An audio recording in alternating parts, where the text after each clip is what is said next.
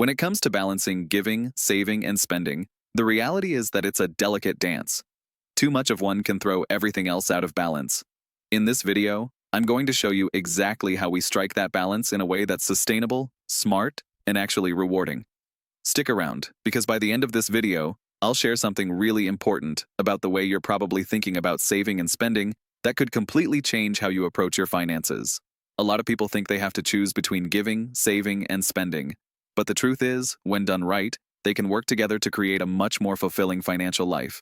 For example, giving, whether it's to charity, to loved ones, or even your community, doesn't have to be at the expense of saving.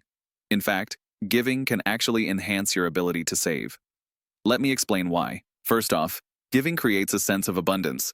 It shifts your mindset from a scarcity mentality, where you feel like you're always just trying to save enough for yourself, to one of growth. When you're actively contributing to others, it reinforces the idea that there's more than enough to go around, and that abundance mindset actually helps you manage your money better. It's not about the amount you give, but about the intention and the energy behind it. Now, let's talk about saving. The traditional advice to save first, spend later sounds great, but here's the thing. You can't save effectively if you don't have a strategy for spending wisely. If you're not mindful about how you're spending, you can end up blowing your budget on things you don't even need, which ultimately hurts your ability to save. So, saving starts with understanding where your money is going.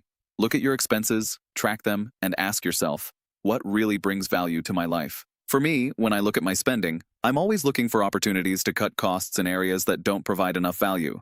That frees up money to invest in things that matter, like experiences or long-term wealth-building strategies. But here's a pro tip. Always have some fun money set aside. I call it the guilt-free spending fund, and it's part of how I balance things. You don't want to live in a financial straitjacket where everything is calculated down to the penny. That's not sustainable. Now let's talk about spending, because I think most people get this wrong.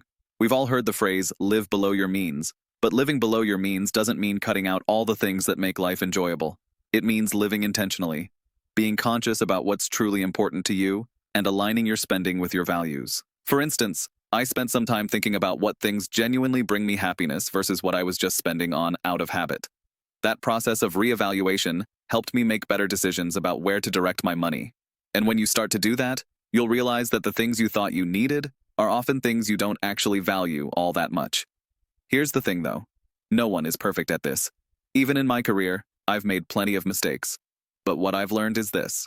It's all about consistency, not perfection. The more you balance these three elements, giving, saving, and spending, the better you get at managing your money, and the more you start to feel in control. So, here's what you should take away from this video.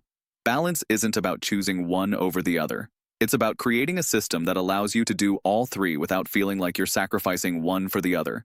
And if you've ever felt guilty about spending or thought that giving was something you couldn't afford, this is your sign to rethink that. If you got value from this video and want to support content that doesn't have affiliate commissions or hidden incentives, hit that subscribe button. I'm here to give you real, actionable advice. Thanks for watching, and I'll see you in the next one.